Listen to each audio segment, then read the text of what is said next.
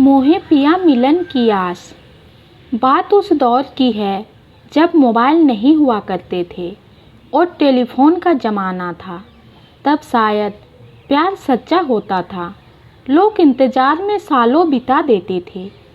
अमिता अपने घर के बाहर बगीचे में सुबह करीब 9 बजे एक पेड़ के नीचे गुलाबी रंग का सलवार सूट पहने हुए, पैरों में पायल, लाल और सुनहरे रंग चूड़ियों से भरे दोनों हाथ, मांग में सिंदूर, माथे पर छोटी सी गुलाबी नग की बिंदी, होठों पर गहरी लाल लिपस्टिक, आँखों में काजल लगाए सफ़ेद रंग के झूले पर लेटी हुई किसी अप्सरा से कम नहीं लग रही थी।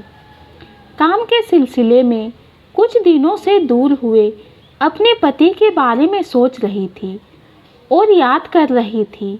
हवाएं भी हल्की ठंडी बह रही थी। पेड़ों के पत्तों से हल्की धूप छनकर आ रही थी। शादी के बाद पहला बसंत का गुलाबी मौसम था। धीरे धीरे वो अतीत में कहीं खोती चली गई। जब पहली बार उसे समीर देखने उसके घर आया था, वह तैयार होकर सज धज कर नीचे हॉल में आई जहाँ सभी मेहमान बैठे हुए थे। अमिता थोड़ी सहमी हुई थी। समीर उसे देखते ही जैसे उसी का हो गया। उसकी नज़र में अमिता से खूबसूरत लड़की थी ही नहीं जैसे। अमिता को सहमा हुआ देखकर समीर से रहा ना गया। वह बोल ही पड़ा, अमिता, आप निश्चिंत होकर बैठिए। यहाँ परीक्षा नहीं ली जा रही। हम आपस में बस बात ही कर रहे हैं। इतना टेंशन लेने की ज़रूरत नहीं। समीर की मधुर आवाज़ जैसे ही अमिता के कानों पर पड़ी और उसने हिम्मत करके अपनी नज़रें थोड़ा ऊपर उठाई। सामने समीर का मुस्कुराता हुआ चेहरा देखकर जैसे स्तंभ रह गई। दिल जोरों से धड़कने लगा। उसने मन ही मन कहा, जितनी प्यारी आवाज़ उतना प्यारा चेहरा। समय रुक जाए, ये रिश्ता हो जाए गहरा, सागर से भी गहरा, गहरा गहरा और भी गहरा। समीर भी अमिता को कभी नज़र उठाकर, कभी सबसे छुपकर बीच बीच में देख लेता था। दोनों ने शादी के लिए हामी भर दी। परिवार वालों में भी सारी बातें हो गई। सब कुछ तय हो गया।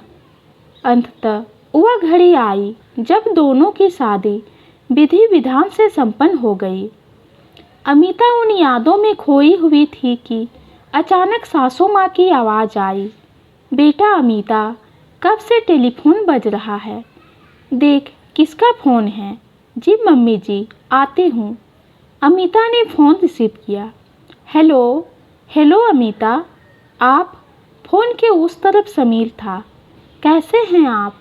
कब आएंगे वापस? रोते हुए अमिता ने पूछा। आंखों की पलकों पर आंसू रोककर मुस्कुराते हुए समीर ने जवाब दिया, ठीक हूँ, जल्दी वापस आऊँगा, छुट्टी मिलते ही। तुम कैसी हो मेरी कवित्री साहिबा? हाल कुछ ऐसा है कि मोहे पिया मिलन की आस।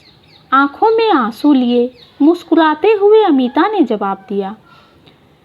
समीर और भी भावुक हो गया। उसके मुस्कुराते चेहरे पर पलकों पर रुके आंसुओं का सैलाब उमड़ पड़ा। उसने सोच लिया, इस बार जल्दी ही छुट्टी लेकर घर आऊँगा और अमिता और माँ को अपने साथ ले आऊँगा। ये छोटी सी कहानी आपको कैसी लगी कमेंट में ज़रूर बताइए। कहानी पसंद आती है तो चैनल को लाइक और सब्सक्राइब कीजिए। कहानी सुनने के लिए आपका बहुत बहुत धन्यवाद।